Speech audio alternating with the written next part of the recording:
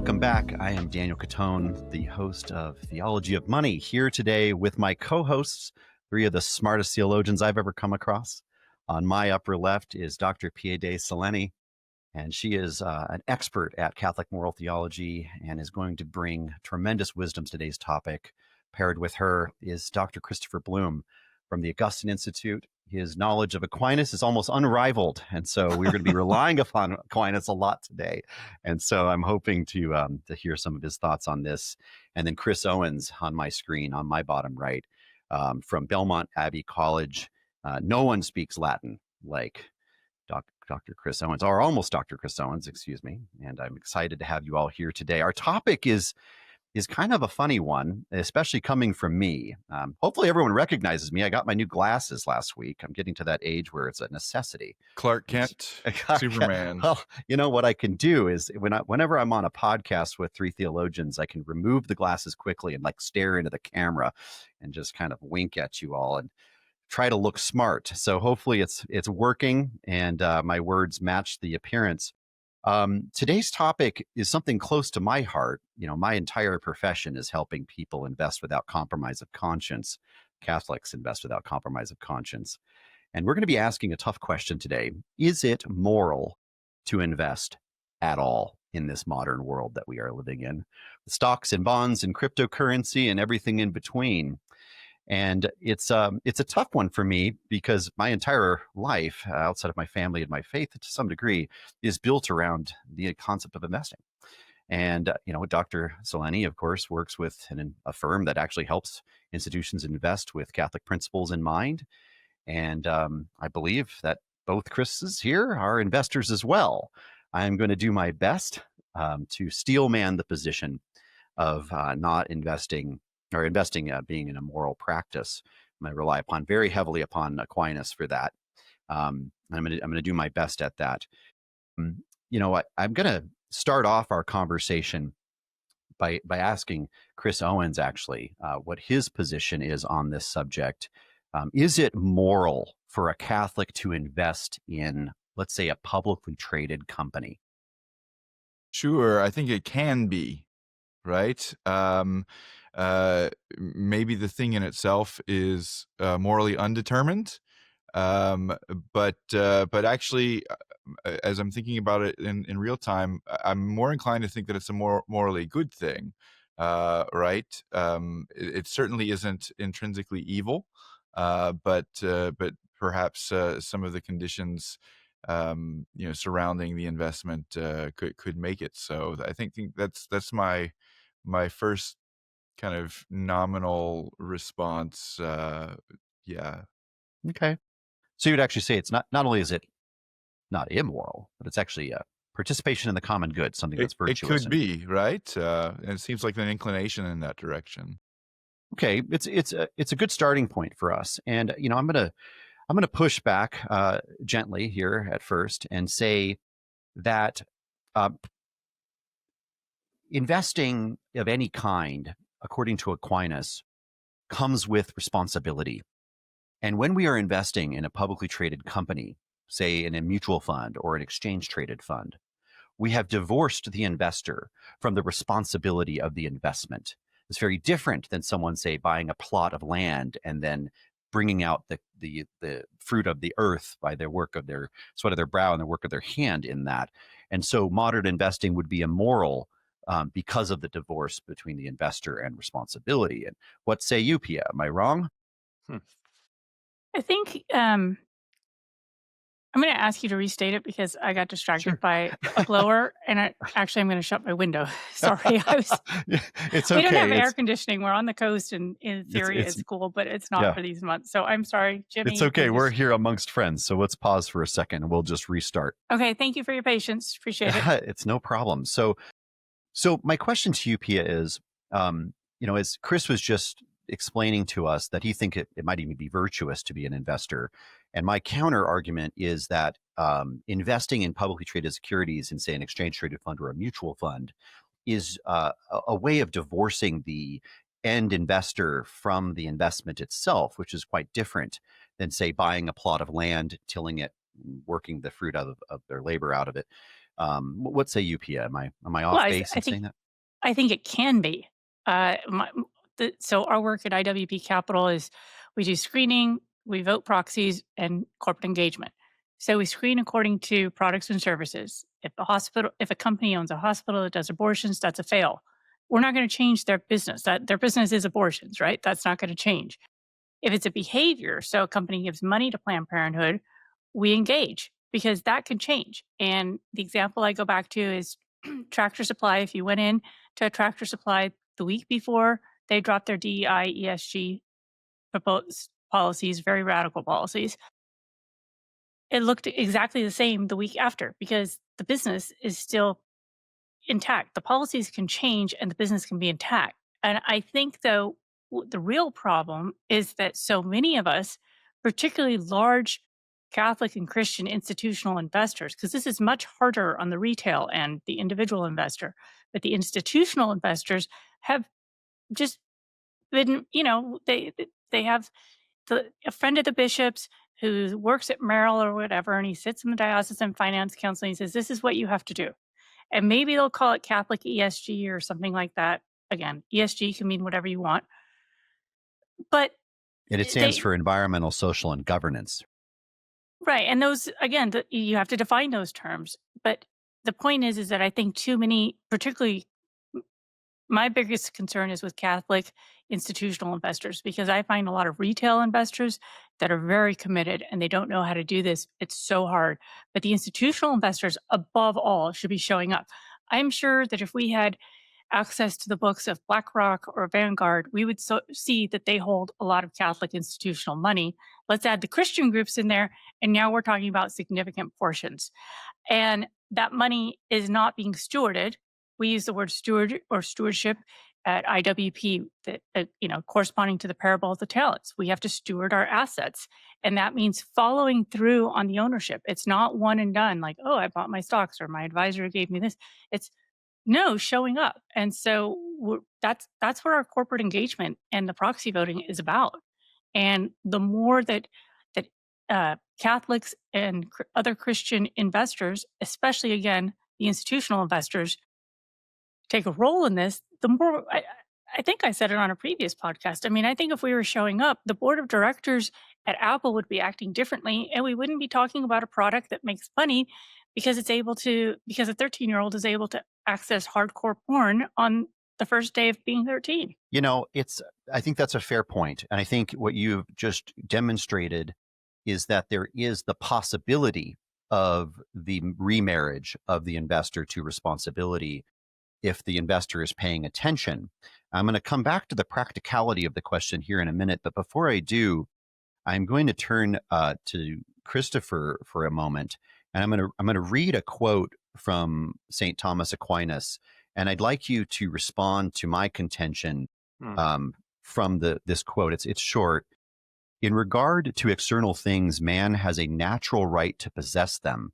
But as to the use of them, a man should not consider his possessions as his own, but as common, so as to share them without difficulty with others in their need. And so my question, using that quote with you here, Christopher, is if the investor is divorced from responsibility of the actual company itself, and I don't mean proxy voting and things like that, which are important. I mean the actual work of the business, which I think is what Aquinas is getting at here. Is it participatory in the common good? And if so, how?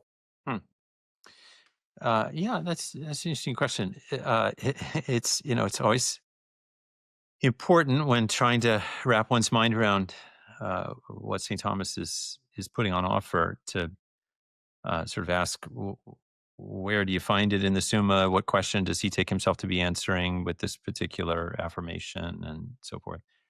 To me, what I'm hearing in that particular quotation is a notion that sometimes gets translated in contemporary parlance as an affirmation of the universal destination of private goods, right?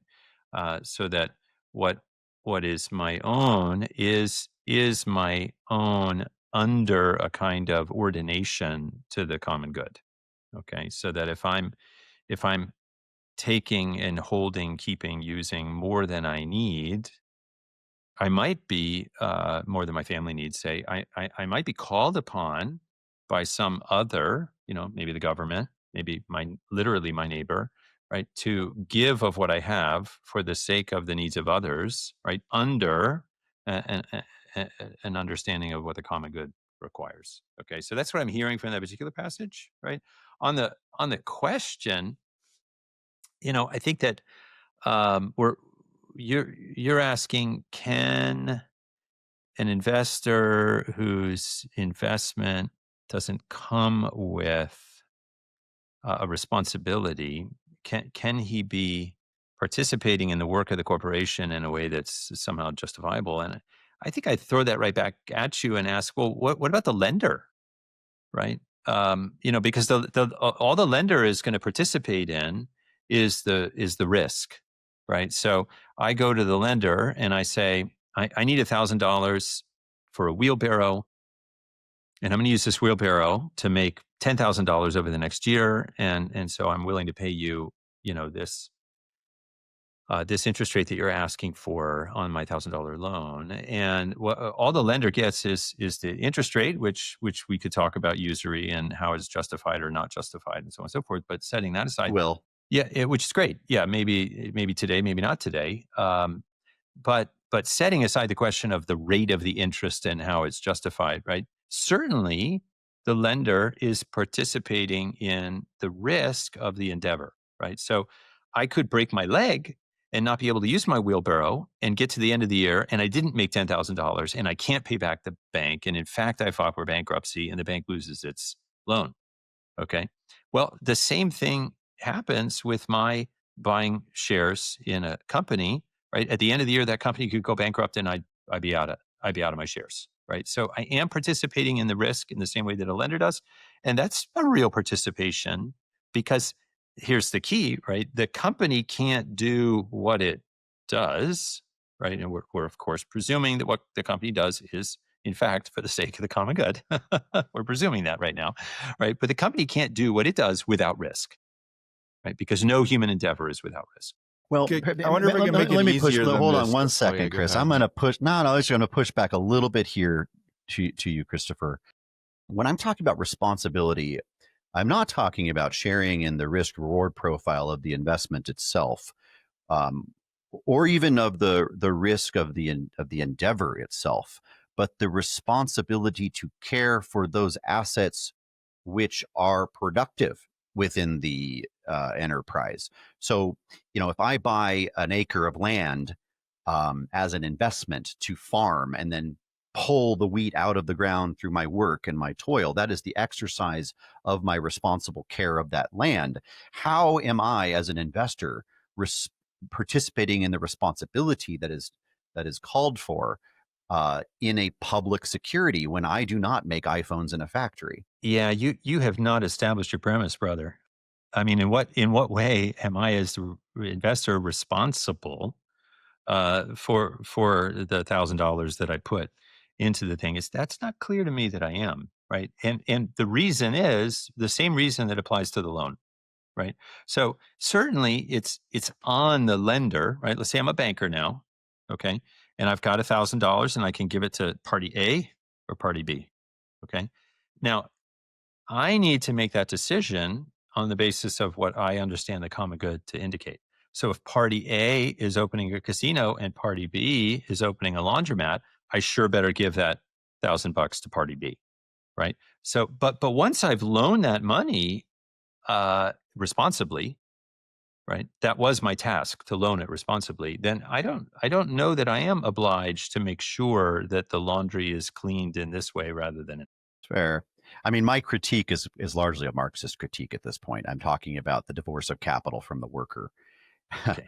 Yes, So, which you tried to hang it on Aquinas. I did badly.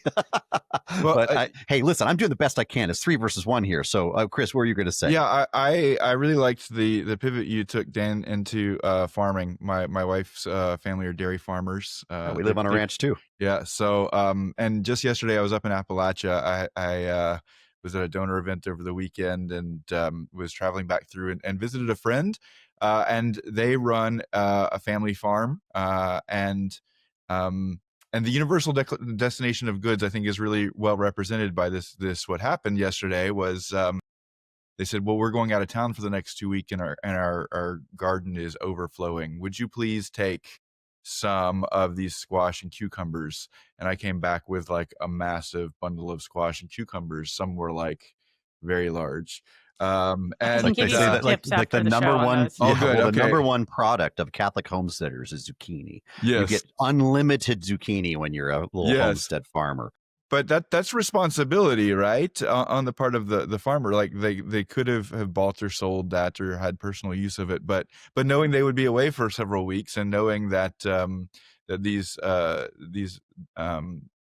squash and cucumbers were ready to pick and would probably just be wasted if not used, to give that away for is a contribution to the common good. Right. And in a way, I benefited from that. I was a Yeah, we recipient just of take that. our extra and we feed it back to the chickens, which turn into eggs. So there's this constant cycle, I circle of like life it. from a I movie. like it. But to maybe bring it more directly into your question, and so that was to highlight how responsibility in a real thing can contribute to the common good. In another way, and different from a loan, which Christopher was talking about, it could have been the case that that I invested seeds into a farm, right? Maybe I had a supply of seeds and they had land to grow it on, right? Now it could be set up as a loan, like a value for value, but let's go down the road of an investment and an ownership, right? That I would contribute to the endeavor, something that's a real property of mine, these seeds. There's a responsibility, and I think it's a personal relationship. It's a trust that that the person who's the recipient of those seeds is going to do what I expect with the money with the seeds I've invested, and that on the other end, I also will benefit in some degree of excess for the initial investment and the time that I put into it, if not the labor, right? And so, barring a drought or other catastrophe, I think it's reasonable to expect, in general, that I would participate in the fruit of that effort.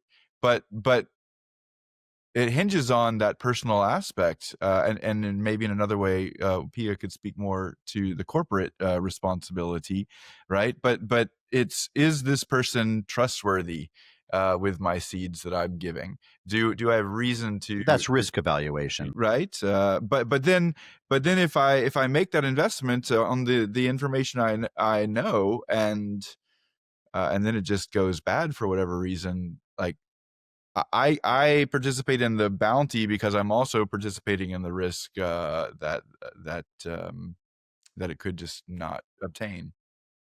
What about from a practical perspective? Here we are talking about the theory of this concept of responsibility and its connection to the investor. From a practical perspective, again, as a steelman for this position, and I really, really wish that our friends from New Polity could be here because they've really thought this through in a lot of ways, and Mark Barnes and Jacob Imam have really led these arguments, and I'm happy that they do, because it makes us stronger as investors to contemplate these things. I'm actually going to be interviewing Mark Barnes on my other podcast, Treasures in Heaven, here soon, so I'm excited about that. From a practical perspective, and I think Pia, you might have some insights here. If I'm a 26-year-old, married father, and I've got my kids at home, and I've got my career starting up, and I'm just buying a house, and I got a million things going on in my life, and my employer has a 401k, and it's just I put the money in there every month, and it's just getting stacked away. From a practical perspective, how can I possibly approach the responsibility of investing when I don't have really any knowledge, perhaps, of investing in this modern world? I can't see inside the funds maybe at all, or certainly easily, where is there this line maybe of culpability of involvement in these investments from a responsibility perspective when it's so difficult to know and affect change with those investments? What do you think about that, Pia? Well, I mean, all of us own these little devices that is like a supercomputer, and you can just look up Catholic funds, Christian funds, and do a little more research. If you don't have, if your 401k plan or your 403b plan doesn't offer some of these funds, you can ask for them to offer them.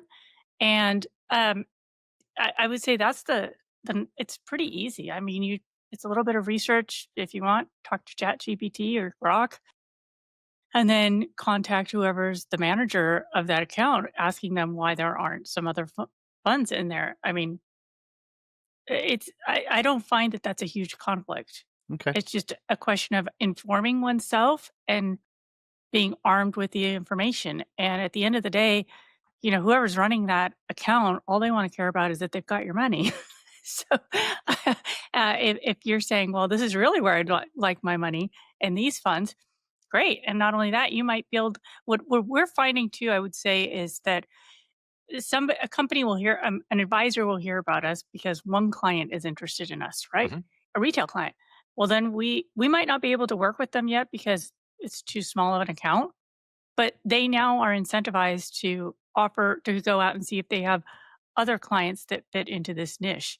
So, that person that does the research and goes back to the manager and says, yeah, I'd like you to get some of these funds, and maybe Eventide or somebody, then they might actually be doing a service to the broader community. And it's great for whoever's managing that money to be able to say, and we have these specific funds that might align more closely with your values. Yeah, I'd like to second that. Please. Yeah. We have a little IRA held under one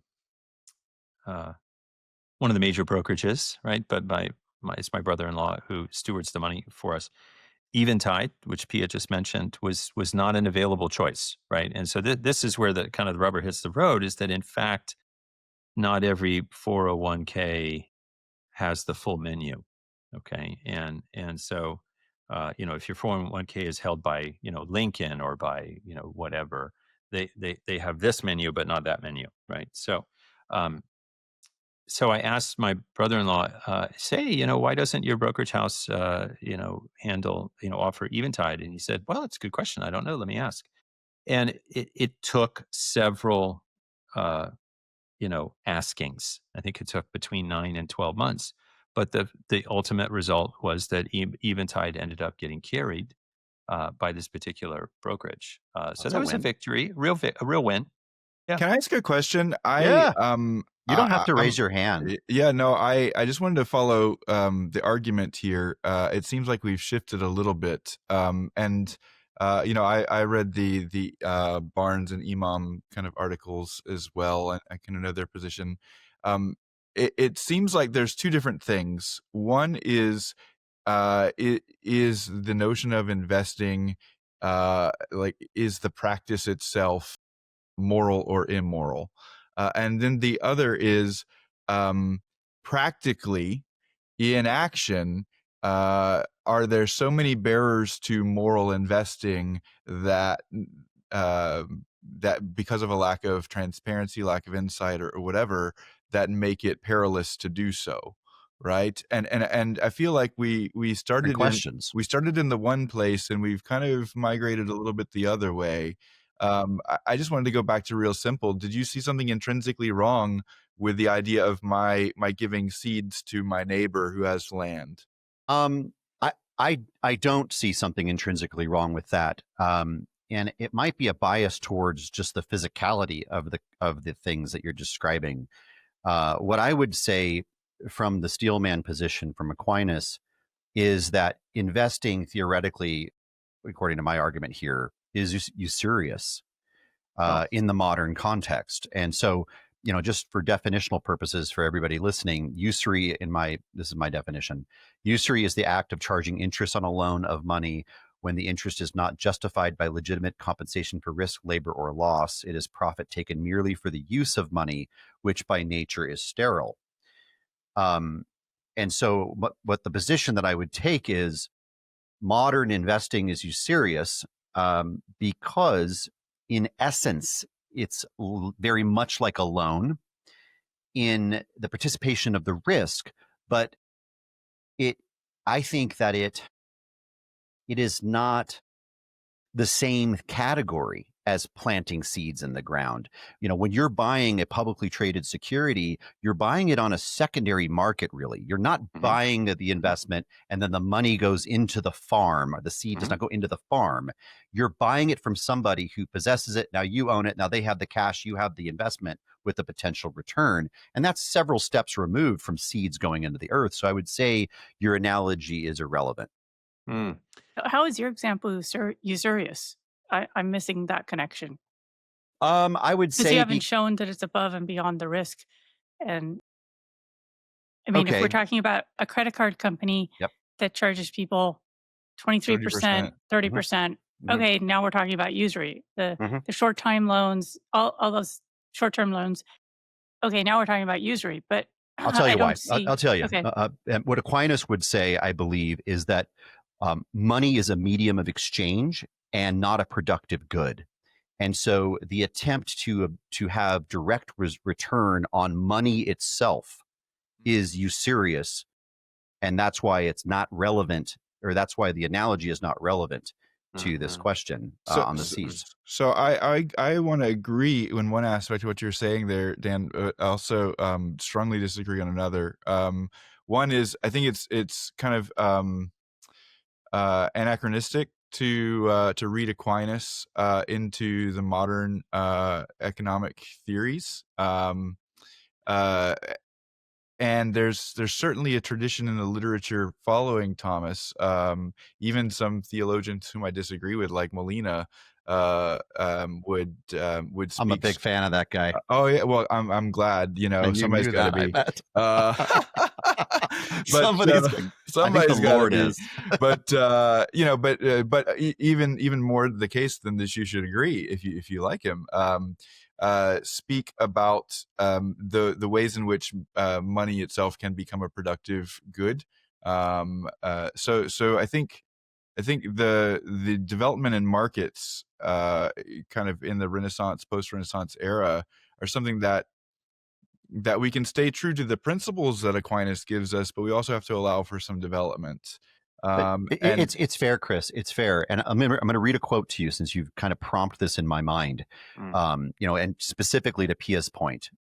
To take usury for money lent is unjust in itself because this is to sell what does not exist. When you buy a publicly traded security, you're attempting to buy or sell that which does not exist, in the sense that you're buying future returns or future earnings of that company. The earnings do not exist. And so you are, in essence, buying or selling something that is entirely speculative. Yeah. No, but your I don't ownership agree, as a though. shareholder, as a shareholder is not speculative. I mean, well, okay, that's a whole nother. But I think you're taking Aquinas in the ranks. Yeah, you're taking Aquinas out of context here. Okay, what does not exist is the use of the money understood as something above and beyond the possession of the money. Okay, because money's not like a ladder, right? So I could charge you for the use of my ladder, right? You come over to get my ladder, and I say, okay, what are you going to do with the ladder? And you explain it to me, and I'm thinking, okay, that's going to damage my ladder. And I like Dan, but Dan, you're gonna have to pay me $20 to use my ladder, okay? And you're gonna say, oh yeah, willingly, because I'm gonna use the heck out of your ladder, But with money, the whole purpose of money is to use it. That's all it's for, right? And so to pay me $1,000, to contract a debt of $1,000, and then to have to pay me for the privilege of using the $1,000 is for you to pay me for something that doesn't exist. I mean, that's what's going on there. The purpose of all extant things in the universe for their use. I mean, I don't see why money would be in a special category. It seems as if, that statement is not specific No, enough. no. Money is definitely in a special category, Dan. Okay, tell me why. Because it's a universal medium of exchange. Okay, so if I could take my ladder all around town and get a haircut by loaning out my ladder and so on, well then, maybe you could say, yeah, ladders, they just move, they just get around. Okay, but no, a ladder has a kind of integrity to it. Okay, it doesn't last forever. Okay, but it lasts a very long time, such that we can say that it's one thing to own the ladder and it's another thing to use the ladder.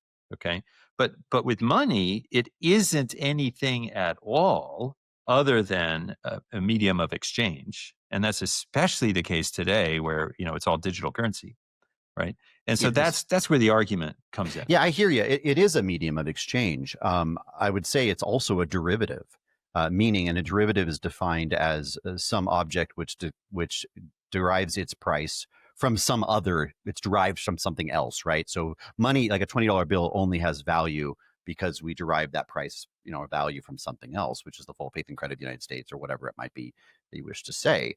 And I think for Aquinas, I think he separates, and you guys are the scholars here, so you can tell me if I'm dead wrong here. I think he separates fruitful property from derivatives, money. I think he puts money over here and fruitful property over here. And so with that in mind, if the thing is not fruitful in itself, like land or seeds or whatever you might be list, ladders, as soon as you're over here in as you've argued, a separate category, which is money, and you start bringing in returns on that money that is divorced from the real thing over here, I think that's where he has a problem. So yeah. Well, first of all, I got to give a plug to my good friend David Hunt's book, Something for Nothing, which is a new modern classic on the question of usury. So it just came out earlier this year. I'm 1,000% with you on this. I think what Christopher was saying earlier, though, is really important, and that is you've got kind of first order goods, whether they are raw goods that haven't yet been developed, or whether they are produced goods, which have had the addition of human labor, right, to increase, the value, whatever that is. But then you take your cows or your chickens or your ladders to the market. And all of a sudden, it makes it quite difficult to say, well, how many chickens do I need to give you for your one cow? Or how many portions of a cow should I give you for the use of your ladder for the afternoon, right? And so money. Plus, do you want to carry the chickens around? Right. Just asking. It's a good question. Money comes into the scene precisely as a useful medium for the exchange of something that has real value and for which it stands, right? And I will bracket this for half a second, but I want to kind of lob it out there and observe. You're really right in another aspect, though, Dan, because when you've detethered the value of money from something real, and when you manipulate the value of currency through quantitative easing, or you in a real way place the value of a currency into another kind of market, that like where the thing which is being bought, Ron Paul has joined the chat, right? Then what you see is that the dollar itself, in a certain sense, becomes usurious. Like it's an instrument of usury. And I just don't see how you could get more distant from real things than equity ownership. I mean, you have currency translated to collectivization, say in a fund, a mutual fund, which you do not have direct ownership of the securities. It's really symbolic. And then from there, it goes to percentage ownership of the company, which is control of the board of directors and the voting. I mean, this is several steps from seeds in the ground. See, but in another way, I'd say that ownership of shares, being a shareholder, is more real than the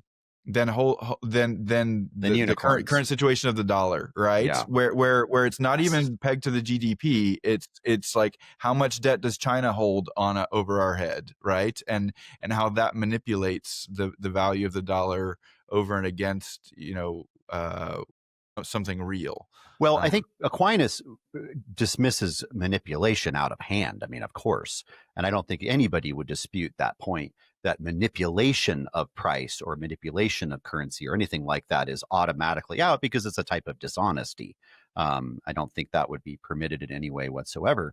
But, and you're talking about the medium of exchange here, ladders for dollars or whatever it might be.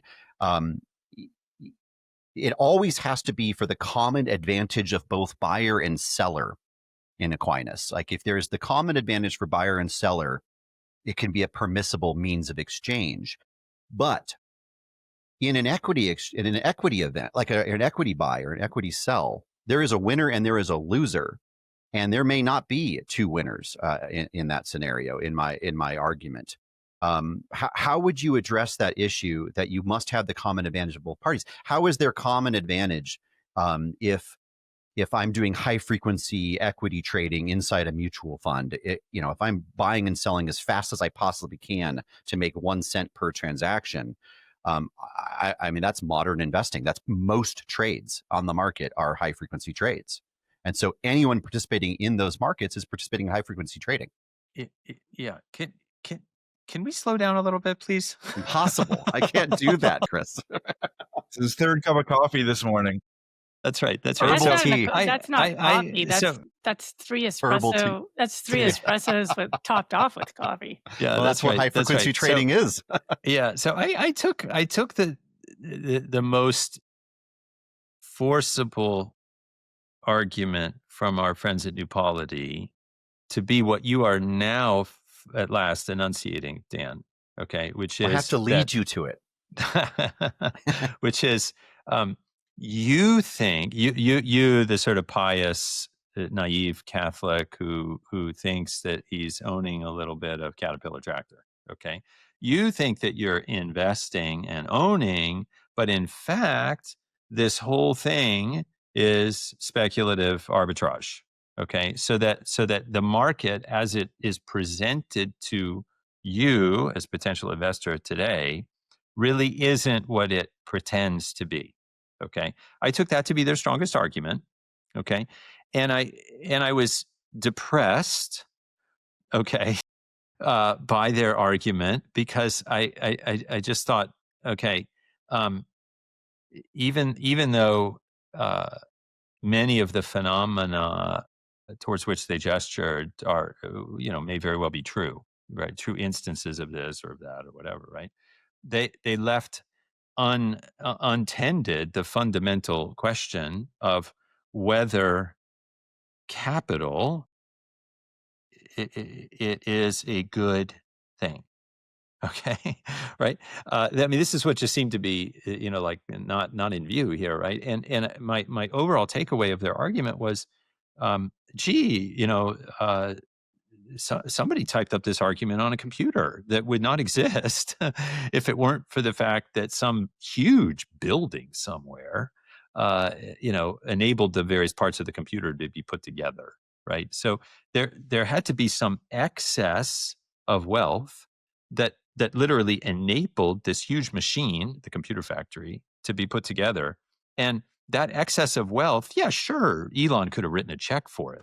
Okay, but he could only write a few checks like that. You could only get all those buildings and all those bridges and all those hospitals if, in fact, you have millions of participants in a capital economy. Okay, so your argument is really from complexity. More like scale. More like, yeah, that's fair. More like scale. Yeah. Okay, and I mean, is it possible for something on a small scale, me getting $20 for the ladder use, to then extrapolate into this factories building iPhones and all this, for it to be from moral to immoral based upon scalability? Like, it gets to a certain point where you do get that divorce from responsibility, and the scale becomes the sort of linchpin for why the activity becomes immoral. No, that's good. That's I think that's the neuralgic question here. Okay. Well, maybe an example from the opposite direction to ask would be, rather than speaking about loans, would be to speak about insurance, right? Insurance is one of those things that doesn't work on a small scale, right? You kind of need a really large pool of generally healthy people paying consistently into a pot of money in order to be able to take care of the folks when the accident or the emergency occurs, right? So I'd say certainly scale allows for a lot of gremlins to get into the works, right? And maybe makes it more opaque. But in another way, scale doesn't of itself kind of contribute to a moral difference of evaluation. So I was just okay. I've shared with you before. My guilty pleasure is reading British tabloids with a cup of coffee. Yes. So I was keeping an eye on the Bezos Sanchez wedding in Venice, and I was appalled for a lot of different reasons. Um, but it really prompts, I guess, it's not, to my mind. The reason I bring this up is because this conversation is kind of also prompting a question of: is there such a thing as too much profit? Yes or no? Do you have a responsibility if you make profits? Underlying that is, I think there's a bigger crisis, which is a lack of virtue. And so when you look at the amount of money that was spent on that wedding, and I mean, it's, the 100 private planes that came in, the poor little Venice airport was overwhelmed. Most of these people are from LA. They could have chartered a big private jet if they didn't want to mess with the commoners, right? But 90 private planes from the people who are completely, against anything that affects the climate in a negative way. And that's just a very small thing, but just the enormous sums. And I've seen different accountings. I mean, 130 million, 55 million. And you think of the need that actually exists all around us. It is so maybe it is fair for Amazon and Jeff Bezos to make what they make. All right. That's it. I'm saying maybe. Assuming it is, do we really get to keep all the profits for ourselves and spend it on, I don't know, the bubble bath yacht thing that they did, or all these other things, when there are people in need around us all the time? Or even just better productive use of the capital. It doesn't even have to be like, give it away. True. It could just be anything better than that. True. The scale question is really interesting, because I hadn't really thought about this until you all have kind of brought this up. And now with this virtue point that you're making, Pia, I'm going to push a little harder here. Let's say we agree that generally speaking, we do not live in a virtuous world, or McIntyre. I think Dr. Bloom, you made me read him when I was taking your class, and I'm very glad you did, because it's one of my favorites. If we don't have virtue, the more scale there is to capital, the more ability there is for us to sin and do harm.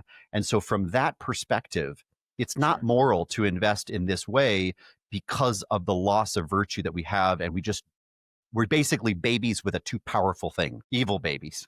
We shouldn't have this thing. It's too strong. Yeah. I mean, I think, asking the big political question, which is what you've just done, following the New Polity, our colleagues at New Polity, that's a good thing to do. But I think it is important to sort of get closure on the what is it question about investment. Because if we dissolve the what is it question into the big political question, okay, well then we miss losing. We miss seeing something that's really significant. Okay, and what I'm concerned about is that then there's a kind of weird, ironic detachment that follows from that. Okay, like, well, this is really a big political question, and I can't solve that because I can't solve any big political question. So I'll just put more money in my 401k. Okay, whereas if we answer the quid sit question, the what is it question about investment correctly or reasonably, let's say, we don't have to allege to have the final answer, but if we get some good, solid principles in there, then what's going to follow from that is we're going to be able to then distinguish, okay, well, this kind of market practice really doesn't look or feel like real investing. So I'm going to stay away from that. And I'm going to go with market practices that are closer to real investing. Yeah. I want to raise the opposite reaction too, as you were saying there. The opposite reaction is to withdraw entirely from the market, right? Like one is to say, well, okay, And that it's is Dupoli's totally, position, it seems like, I think. yeah, it seems like it at least indicates in that direction. I'm not sure I'm fully prepared. I haven't read everything they've written, but yeah. But yeah, that's the so one is to say, well, it's such a big, I just need to just put my money where I can get the most gain out of it, and actually creates more of the problem that we're trying to solve. But then the other is just a total retreat from the market. So I think putting your money where the most result possible is, I don't think you mean that literally, but I would point to this quote that I also pulled from Aquinas: avarice consists in an immoderate desire for riches.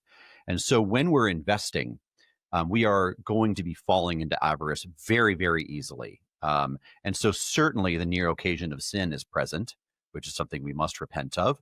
And then I think I would argue most of the time it is an immoderate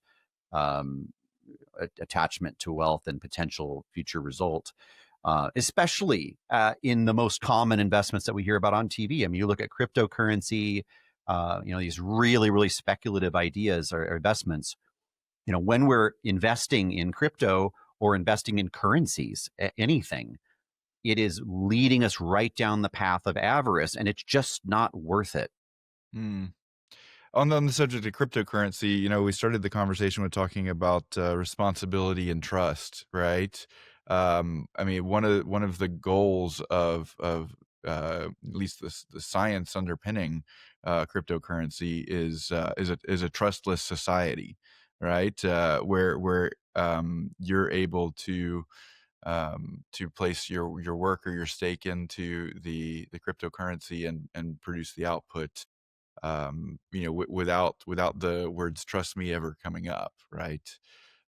And Bitcoin is a proof of work, right, algorithm, right? But then Ethereum and these others are proof of stakes, where it's backed by somebody actually placing something of value into it, right? And I used to own a crypto mining company, actually, so I'm familiar with the concept. It's just I think that the problem of avarice, I think, is automatically attached to the investment process for a lot of us.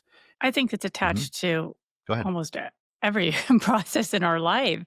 I mean, avarice has all marketing is targeted to kind of wake up avarice in some form. I mean, they'll use it through, oh, you want to look younger, you want to look healthier, sexier, you want to be more productive. But it's all avarice. So I don't think that to me, that's not where I'd rest the conversation.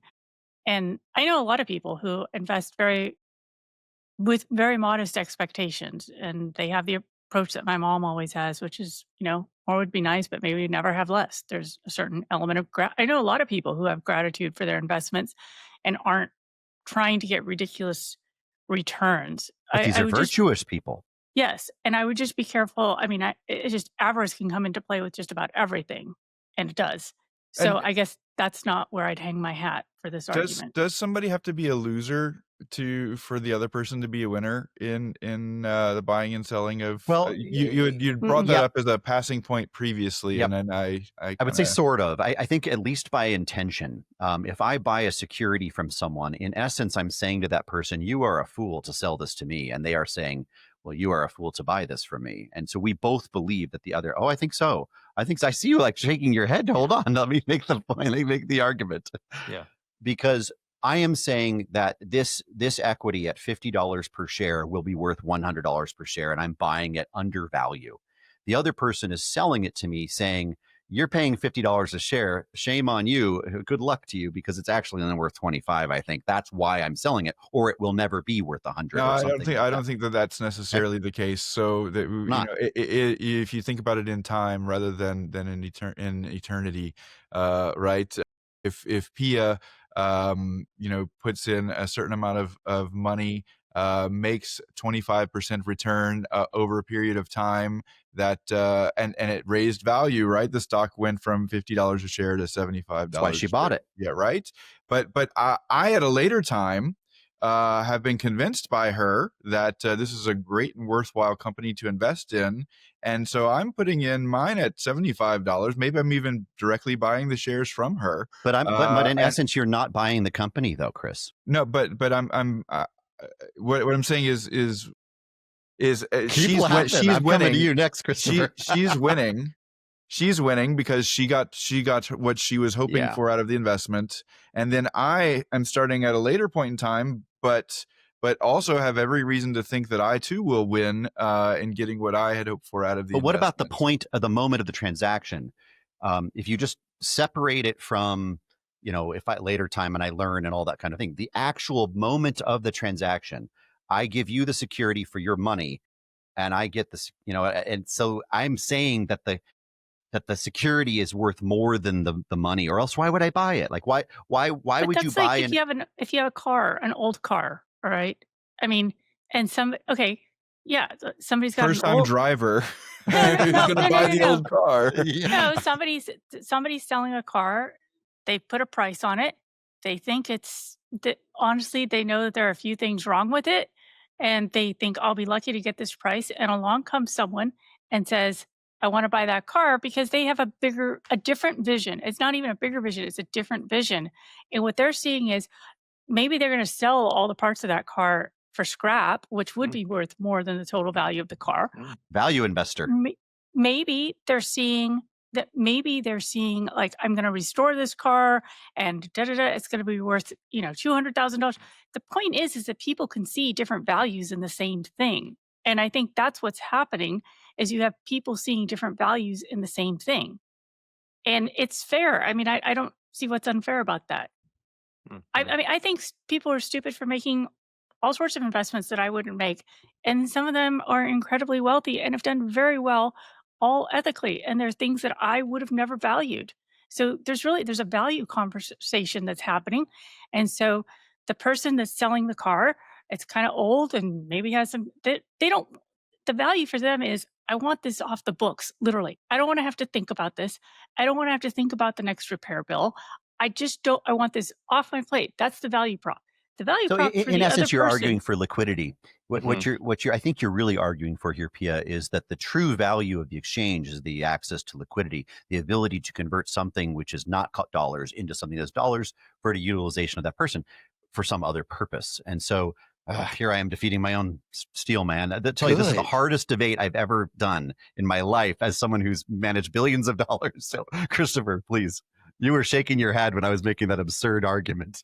Yeah, because I just think it's just a good thing for the world that you're not a sophist, because the world would be a worse. I'm a Diogenes guy. The world would be worse off if you were a sophist. You'd be formidable. Take that as a high compliment. It is. It is. Yeah. Yeah. No, that's right. I mean, there is no platonic form of a transaction here, right? And so here's the other problem that New Polity has raised. It seems to me there's the big political problem, and which boils down to, you think you're investing, but you're not really investing. You're just participating in this usury. Arbitrage, speculation, whatever, right? So that's the big political problem. But then there's the big moral problem, which is, you tell yourself that you have a good intention, but you really don't, because nobody does in this space, right?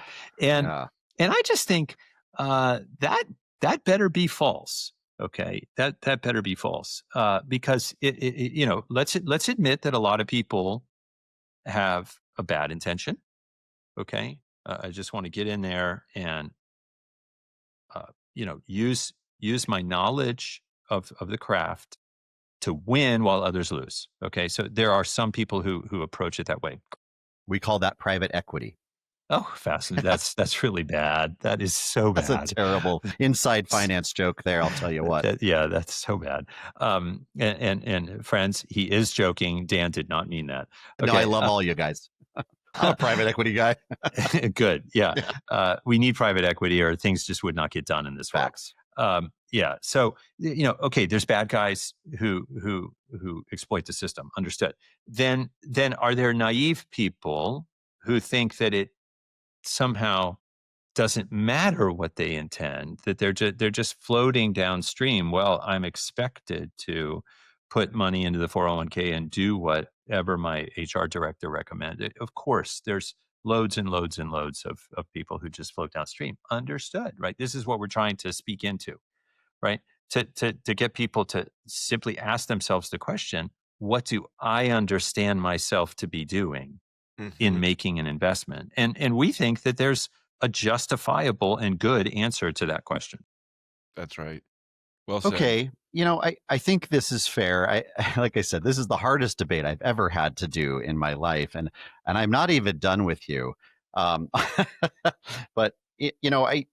I'm concerned not only about the use of investments that can possibly lead us to avarice, but also the relationship of capital to the poor.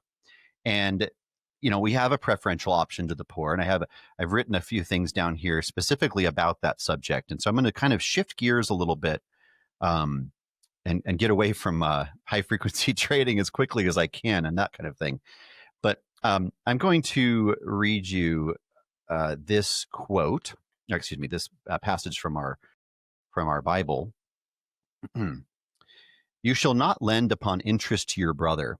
To a foreigner, you may not lend upon interest, but to your brother to a foreigner, you may lend upon interest, but to your brother, you shall not. And this is from Deuteronomy. So the law which our Lord laid down for the Israelites very clearly states that you cannot lend money to your brother at interest. Does this law apply to us and our brothers and sisters in Christ, or does it not? Oh, I love this question from the Summa because Aquinas is articulating a historical sort of loophole that was happening in real time in the Middle Ages, right? And that is that that Christians weren't allowed at all to be usurers, but Jews were able to lend usurious monies to someone who was not a Jew, and Aquinas is articulating that a Christian can be a recipient of usurious money, and not be morally at fault. Although he also kind of quickly cautions that like there's great perils in so doing, but neither the Jew nor the Christian in that exchange are strictly speaking at fault. I quibble a little bit with that ratio, because it precisely is somebody's winning and somebody's losing. But he's speaking at a particular historical time that's important to recognize there. Okay, so you would say it is permissible now for us to lend to each other at interest, even in Christ. I mean, they're our fellow brothers and sisters in the faith. Yeah, I mean, I think we have to recognize. Chris. Now I'm going to go to Pia. Yeah, no, we have to recognize that the whole system is usurious, and the question is, what is our participation?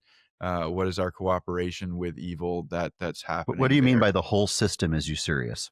Well, sort of, and this is one of the things that the New Polity folks I think highlight, like as a ratio for retreat, right? But when your 20-30% debt sort of interest payments are just a part of the system, or when my federal student loans went up to 11% interest about a year and a half ago, right? I mean, the entire system is in some way has this is a foregone conclusion, right? That usury isn't a sin anymore, and that usury can even be a good thing. And I'm painting with a really broad stroke, but I would say like if I'm going to lend money, then I'm going to have a just title or claim for why that money being lent should owe some fee, or and if I don't have a just title, then I shouldn't be making the claim, right? Okay, so this usurious system that you're describing, I think is with lending involved. I would argue that this 20 and 30% loans, even 11.5, I mean, all those types of interest rates, um, for the most part, are just not permissible, specifically because it's almost always against the poor. The person who gets the payday loan, gets out the 30% loan. These are people who need the money. And then there's somebody who says, well, you need this really, really badly, so I'm going to rip you off, basically. And in Exodus, it says, if you lend money to any of my people with you who is poor, you shall not be to him as a creditor, and you shall not exact interest from him. So God makes this even more specific than just people that are in the Israelites and people are out. But he's saying even within the Israelites, if the person is poor, I think he's saying you can't take interest at all. And I don't see how in this modern context that we're in that no longer applies. How can we lend money to the poor or invest, in a sense, in a loan to a poor person at any rate at all? Is that even possible?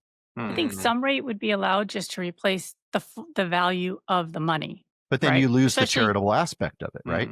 No. No, not necessarily. No, I mean, if you're charging 2 or 3% because that's what's going to so that within the period of time you're going to have the full amount restored, I don't think that would be usurious.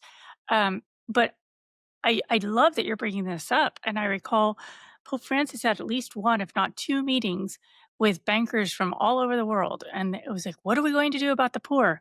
And I just about choked.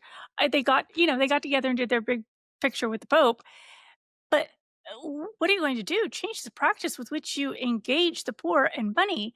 And how about, I mean, there's so many things. It's not just lending to the poor, it's also educating the poor, upskilling the poor. I mean, sidebar, there's this whole conversation that's emerging in the church about affordable housing. And so now we want to get the church involved. Well, some people want to get the church involved in affordable housing. My question is, what is affordable housing? Do we really want the church to become another slumlord? And the idea that I kind of hacked or whiteboarded with a few other people who are smarter than I am in this space is, how about, I mean, what's going to help people rise out of poverty is not cheap rent, it's equity. So how about you identify property that the church is going to develop, you sell it to people, sell it, all right, to people at an adjusted market rate. So your first responders, tradesmen, teachers, whatever that demographic is, right? And they have to approve their financials.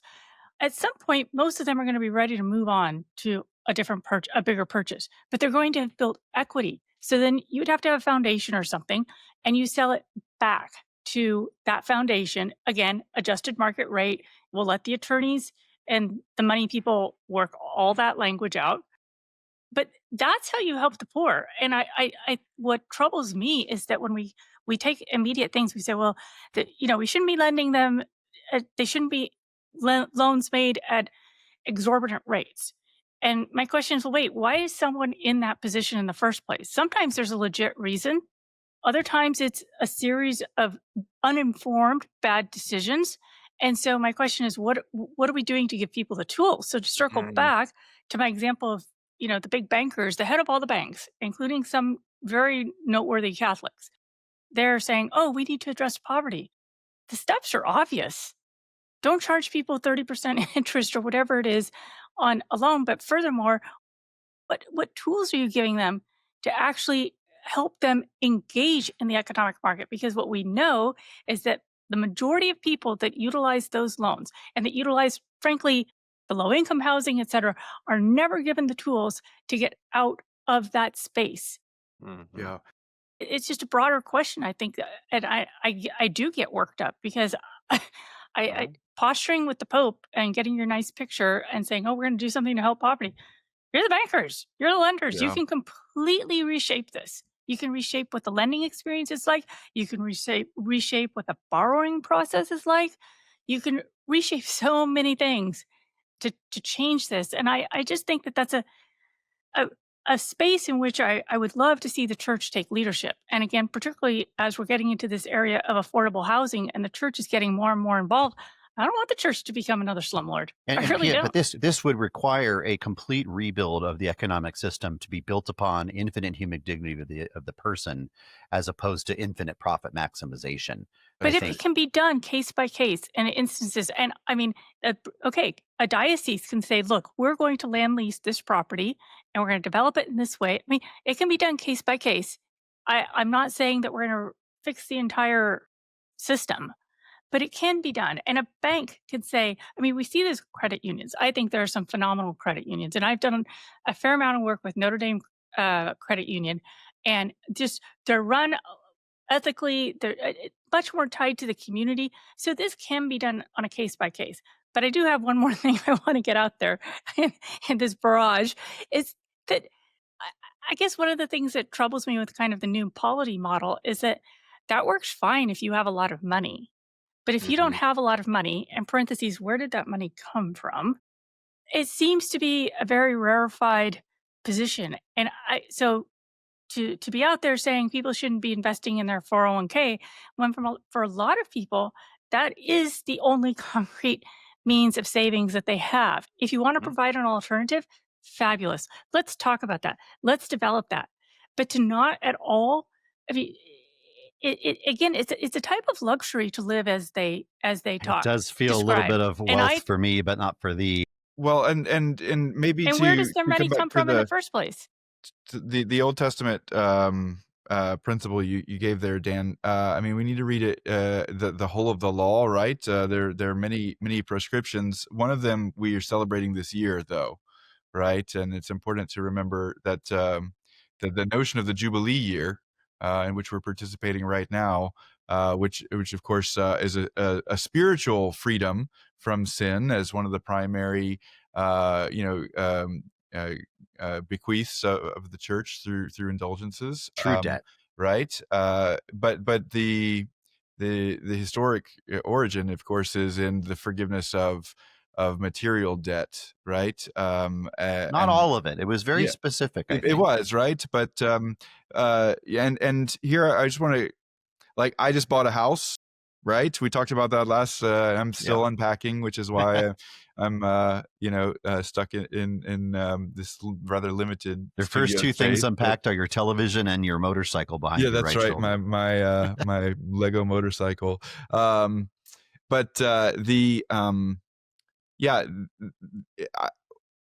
didn't have the money to laying around to buy a house, right? So providing a loan can be a great service. And Dave Ramsey said you should have just waited. I know, right? I watched. Dave Ramsey lives in like a $50 million home in like threw my laptop through the window of this new home. But so it's a service. It can be a service if done rightly. Again, it comes back to what are your titles? What are your claims for charging interest for a loan? And I won't get into the Latin academic scholastic terms, but there are 4 or 5 that the church has kind of historically acknowledged are good reasons to charge something for providing capital for a just reason. But this is far afield from the question of investing, and I don't want us to have fallen for the trap that was the premise early on that investing and lending or gambling, they're all just the sort of same species of thing. Well, I did my best to make the case, Chris. I'll tell you.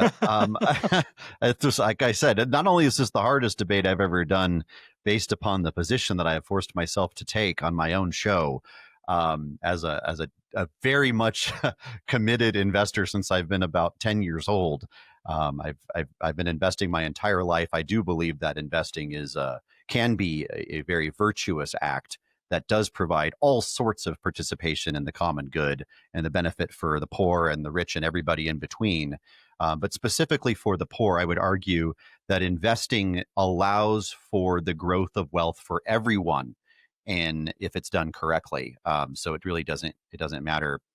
And to your point, Dan, when investor, okay, all the investors, whether it's in a fund or a particular company, they're all paid out equally. Yes, So it that's doesn't true. It's very it doesn't democratized. matter if they are the richest person. Well, okay, if they're the biggest investor, they're going to get more money. But Votes each too. share per share is equal. And we get back to the poor, and I just find that a lot of people don't even understand that this is an option for them. So, or there's a barrier to entry, right? And so, like, well, forget it. I'm just going to go blow the money on something Pia, because I don't even know how to begin to enter. You're And right. this is so far away from my. Anyway, I think this perspective that we're attributing to new polity is frankly, I think it's really harmful. And I think that it's completely reasonable to have conversations about our economic system, our investment system. There are problems, absolutely. But participation in this system is also necessary for yourself, for your family, for everything, for stability. And we talked about Rerum Novarum 2 episodes ago. And the part of the argument there for what we would call Catholic social teaching is because you need a certain amount of stability to practice the virtue of religion. Only heroic people practice the virtue of religion when they don't have a certain amount of stability. And so it was for the good of the individual and the family that we were promoting this. And I find this other perspective to be quite deleterious, quite honestly. Yeah, I agree. Irresponsible. Because I agree. My thing is, there's two things. One, do a better job of education and helping people how to use the market. And two, how do we make the market more virtuous? There are tons of people like yourself. I mean, you may not be a saint, but I think you're reasonably virtuous, and you're participating. Thank you, I mean, Pia. and I have met. I think he's a saint.